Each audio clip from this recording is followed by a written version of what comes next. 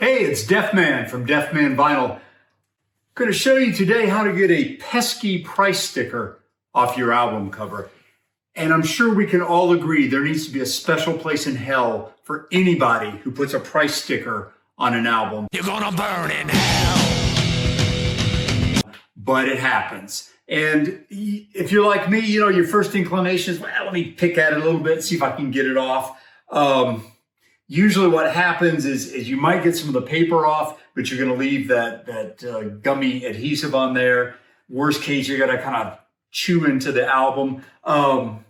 You might want to take a razor blade. Well, let me see if I can slice that thing off. Usually slice your finger and just slice the top of the sticker off. And again, you've got that gooey adhesive on there. Worst case, you ruin a perfectly good album cover like this and pull the paper right off.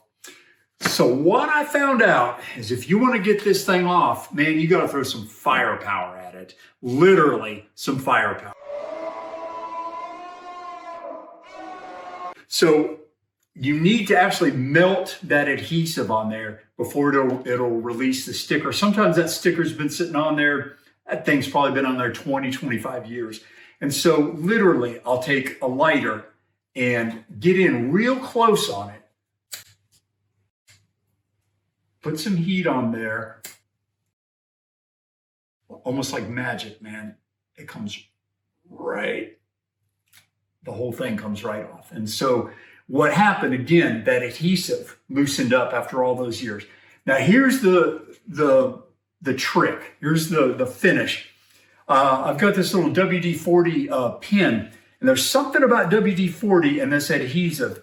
I'll take this little pin, dab it on there where that sticker was, let it set for just a second, and then rub it clean. And basically that'll get whatever sticker residues left on there, and any carbon, any black from the lighter, it'll take that right off. And you can see that's about as good as you're gonna get. One thing that I didn't do, I forgot to do, that you should always do, of course, is take the vinyl out. You don't want to be cooking vinyl when you're doing that. I do that on most albums. If I've got something that I'm a little iffy about, an album like this is kind of got a matte finish. It's gonna be kind of tricky to drop a lighter on that. But sometimes even a perfectly white album, if I can get it off pretty quickly, I'll do it. But you don't, on a white album, obviously you don't want to be burning that thing. But rub that heat over there real quick, and it should come right off. So it comes right off again. Peels off real nice and slow. We've loosened that adhesive up. Again, the WD-40 pin, get it on there. Get that last little bit of adhesive off. Rub it out pretty good. And there you go. Looks really good. I can hear somebody right now saying, yeah, but couldn't you use a hairdryer? Yeah, you could, but what fun is that, man? I'd rather play with fire. Seriously, though, you can, like if you were hesitant to drop a lighter on there, you could certainly use a hairdryer. Thing I found out about that is it's hard to concentrate the heat to just an area. It diffuses the heat over a larger area.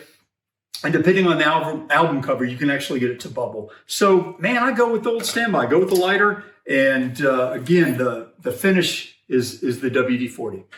So when you get done with all that, though, don't be cheap. Go ahead and pop for some of these album sleeves, the protective sleeves.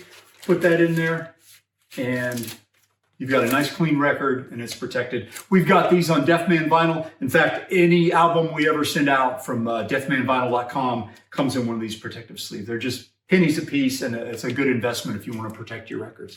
So I hope that helped. If you enjoyed the video, give us a like, drop us a comment, subscribe to the feed. You can also check us out online. And until next time, keep them spinning.